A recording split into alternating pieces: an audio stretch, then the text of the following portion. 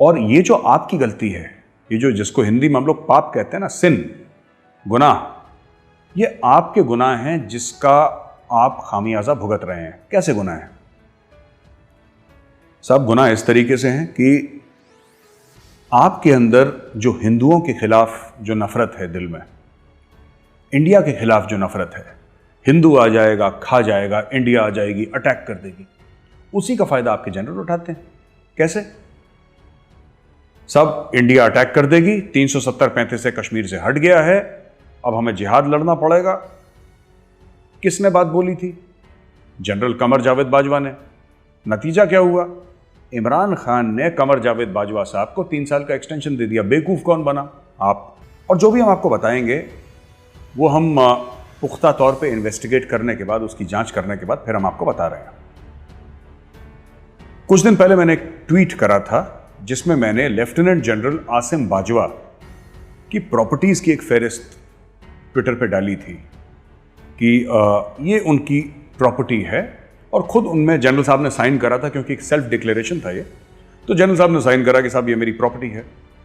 तो फिर वो पूरी प्रॉपर्टी की लिस्ट मैंने वहाँ पर डाली, जिसमें दिखाया कि उनकी करीब 10-15 प्रॉपर्टीज़ हैं और बड़ी बड़ी प्रॉपर्टीज़ हैं। सारी की सारी प्रॉपर्टीज़ जो थी उनकी, यानी कि जायदाद जितनी भी थी जनरल साहब की, वो उसके पैसे कम लगाए गए थे।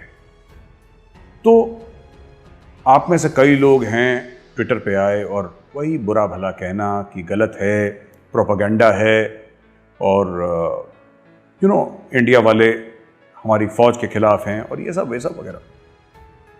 ठीक है, आपको भरोसा नहीं करना, विश्वास नहीं करना, आपकी मर्जी है। ये हम तो आपको फोर्स नहीं कर सकते, इसमें हम आपके ऊपर दबाव नहीं डाल सकते कि आप हमारी बात माने, लेकिन हम आपको कुछ और बातें बोलना चाहते हैं आज। यही आपके प्यारे general, lieutenant general Asim Bajwa साहब के बारे में आपको पता ही होगा कि ये कमर जावेद बाजवा साहब जो आपके चीफ ऑफ आर्मी स्टाफ हैं, उनके रिश्तेदार हैं। ये पहली चीज़। ये सीपैक अथॉरिटी के, यानी चाइना पाकिस्तान इकोनॉमिक अथॉरिटी के ये चेयरमैन भी हैं, और ये एडवाइज़र तो प्राइम मिनिस्टर भी हैं मीडिया अफेयर्स के। तो ये तो उनका प्रोफाइल है। तो सब बैजको करके कंपनी है, BAJCO, बाज से बाजवा से BAJ और CO कंपनी, बाजवा कंपनी, बैजको करके कंपनी है। मिडिल ईस्ट में ये करती है रियल एस्टेट का बिजनेस। ये धंधा इसका रियल एस्टेट का मिडिल ईस्ट में चलता है। लेकिन अमेरिका में एक शहर है नाइल, ओहायो स्टेट का शहर है, ये बड़ा प्यारा सा शहर है। वहां पे बैजको क्या काम करती है? 125 इनके रेस्टोरेंट्स हैं पापा जॉन के, 125 रेस्टोरेंट्स। और उसके अलावा इनके 25 और मुख्तलिफ किस्म के रेस्टोरेंट्स हैं, जो कि अमेरिका में, जो कि कनाडा में, हर जगह फैले हुए। पापा जॉन ये जो ब्रांड है, उसके सबसे बड़े सिंगल फ्रेंचाइजी ओनर हैं लेफ्टिनेंट जनरल आसिम बाजवा। अब देखिए साहब, आपका जनरल आप जाने, ठीक है साहब, आपका जनरल आप जाने। मैं आपको ये बातें क्यों बता रहा हूं?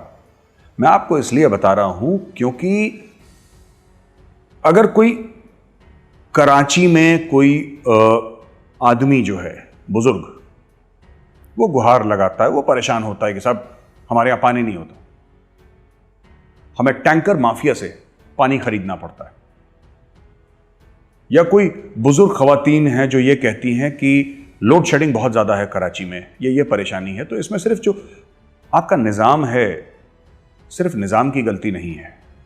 आप सिर्फ निज़ाम को गुनहगार ना समझें। सिर्फ ये बात नहीं कि जो कराची में 5 कोर है, 5 कोर का जो कमांडर है उसने पैसा खा लिया टैंकर माफिया से, इसलिए आपका पानी नहीं आता और बिजली नहीं आती। नहीं, बात सिर्फ ये नहीं, बात ये है कि इसमें कुछ आप लोगों की भी गलती है।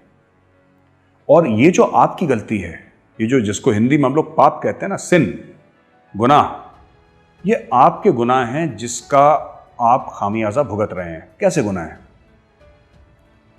सब गुनाह इस तरीके से हैं कि आपके अंदर जो हिंदुओं के खिलाफ जो नफरत है दिल में, इंडिया के खिलाफ जो नफरत है, हिंदू आ जाएगा, खा जाएगा, इंडिया आ जाएगी, अटैक कर देगी, उसी का फायदा आपके जनरल उठाते हैं। कैसे?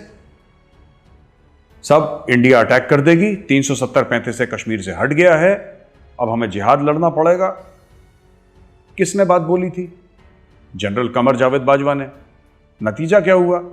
इमरान खान ने कमर जावेद बाजवा साहब को 3 साल का एक्सटेंशन दे दिया। बेवकूफ कौन बना? आप बने ना। अब कहां है कमर जावेद बाजवा साहब? वो तो कह रहे थे 1 साल से कि इंडिया अटैक कर देगा, इंडिया खा जाएगा हमें, इंडिया निगल लेगा पाकिस्तान को, कौम एक बड़े नाजुक दौर से गुजर रही है। अब आप एक बात बताएं साहब, कौन सी नाजुक दौर से गुजरे आप? आपके अगर यहां बिजली नहीं आती और पानी नहीं आता, इसके लिए कौन जिम्मेदार है? नरेंद्र मोदी जिम्मेदार हैं, अजीत डोभाल इसके जिम्मेदार हैं, मैं इसका जिम्मेदार हूं, कोई और जिम्मेदार है? कौन? पर आपके अंदर इतने सालों से 3 पुश्त हो गए आपके, ठीक है, 1947 की बात से कर रहा हूं मैं, 72 साल हो गए, 3 पुश्तें पाकिस्तानियों की चली गई, चौथी पैदा हो गई है। सबके अंदर इतनी नफरत भर दी है और उस नफरत का फायदा आपके जनरल्स उठा रहे हैं। भरिए नफरत। मेरे घर में पानी भी आ रहा है और मेरे घर में बिजली भी आ रही है, और हिंदुस्तान के ज्यादातर घरों में पानी और बिजली आ रही है, ठीक है, आती है जाती है, लेकिन कोई टैंकर माफिया ना लोगों को लूट नहीं रहा।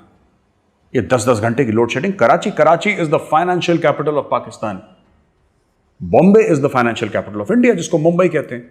मुंबई वालों से पूछिए लोड शेडिंग, मुंबई वालों ने सुना ही नहीं होगा ये वर्ड। आप किसी मुंबई वाले से पूछिए भाई लोड शेडिंग क्या होती है, वो ब्लैंक लुक देगा आपको। उसने बिजली जाते ही नहीं देखी कभी। कहां कभी कुछ एक्सीडेंट हो गया या कोई बहुत ज्यादा बारिश हो गई, कुछ इमरजेंसी हो गई, तब बात ठीक है, लेकिन लोगों ने उम्र बिता दी मुंबई में, आज तक बिजली जाते हुए नहीं देखी उन लोगों ने। और ये आपके लोग भी कर सकते हैं, लेकिन क्या है कि अब हिंदू से भी तो नफरत करनी है ना, इंडिया से भी तो नफरत करनी है, तो उसका खामियाजा भुगत रहे हैं। तो ये भाई साहब कोर कमांडर थे, बाजवा साहब, आपके असीम बाजवा साहब जो अभी सीपैक अथॉरिटी के चेयरमैन हैं, ये भाई कोर कमांडर थे। तो बलूचिस्तान में भाई ने करवाई कार रैली। कार रैली करवाने के बाद इन्होंने क्या करा कि वहां पे गाड़ियां आई, तो आई भाई गाड़ियां अंदर, 2 गाड़ियां वापस नहीं गई।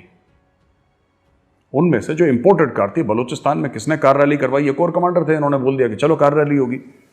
अब किसने आइडिया दिया? बाद में पता लगा कि साहब ये आइडिया आया कहां से। इंपोर्टेड कार्स आई, वहां पे रेस वेस हुई, और जो कार आई उसमें से 2 नई गाड़ियां, रैली में उन्होंने भाग नहीं लिया, हिस्सा नहीं लिया। आज की तारीख में वो जो गाड़ियां हैं इंपोर्टेड कार्स, वो असीम बाजवा साहब की, जनरल असीम बाजवा साहब के गैराज में पड़ी हुई है गाड़ियां। तो इस तरीके से इंपोर्ट एक्सपोर्ट। अच्छा, उसमें जो टैक्स का लॉस हुआ, किसका हुआ? आपका। अच्छा, एक और बात मैं बता दूं, आर्मी चीफ इंडिया के, मैं बार बार ये बात नहीं कहना चाहता, लेकिन आप लोगों को पता होना चाहिए, क्योंकि आप लोग लिखने पढ़ने का अब जो कल्चर है पाकिस्तान में लगभग खत्म हो चला है। इंडिया के आर्मी चीफ ना 3 बेडरूम के फ्लैट में रहते हैं, सुजुकी गाड़ियां चलाते हैं। अगर कोई चंडीगढ़ में रह रहा है, कोई लेफ्टिनेंट जनरल या आर्मी चीफ, तो ठीक है, क्योंकि चंडीगढ़ में दिल्ली के मुकाबले जमीन थोड़ी सस्ती है, तो उसने अपने लिए छोटा सा बंगला बना लिया।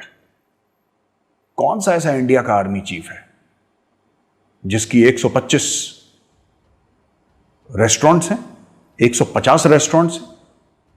कौन सा ऐसा इंडिया का आर्मी का जनरल है रिटायर्ड, जो कि मिडिल ईस्ट में जाके अपने धंधे कर रहा है, बिजनेस कर रहा है? कौन सा इंडियन आर्मी का जनरल है जिसका बंगला है, जिसके हजारों एकड़ जमीन है बाहर? बताइए ना, कौन सा इंडियन आर्मी का जनरल है जो बाहर जाके सेटल हो गया? आर्मी चीफ की बात कर रहा हूं, कौन है जो बाहर जाके सेटल हो गया? ठीक है, अगर किसी का बच्चा है, किसी आईटी कंपनी में प्रेसिडेंट है, जनरल मैनेजर है, जाते हैं छुट्टियों में अपने बच्चों से मिलकर वापस इंडिया आ जाते हैं। ये आप ही की फौज ने ठेका ले रखा है, पाकिस्तानी फौज ने। आपको तो बना दिया बेवकूफ, ईमान तकवा जिहाद फी सबिलिल्लाह। आप लोग भी चढ़ गए घोड़े पे, हाथ में तलवार लिया, आपने भी बोला कि हम काफिरों को मारेंगे, काफिरों को काटेंगे, हम साहब काट डालेंगे। अरे तुम्हारी जेब कट गई, काफिर कटे ना कटे, तुम्हारी जेब जरूर कट गई। And I think you deserve your army. वो जो आर्मी है ना, आप लोग डिजर्व भी करते हैं, आपको पाकिस्तानी फौजी आई थिंक आप लोग डिजर्व करते हैं। जो एक बहुत मशहूर कहावत है कि कौम जैसी होती है उसके ऊपर हुक्मरान वैसे ही मसल्लत कर दिए जाते हैं, तो ये आपके ऊपर बिल्कुल ठीक बैठती है। I think you deserve such an army. और इन लोगों ने क्या करा सर कि सी पैक में इनको डाला। क्यों डाला सी पैक में? खानदानी पहले से पैसा है इनके पास असीम बाजवा के साथ।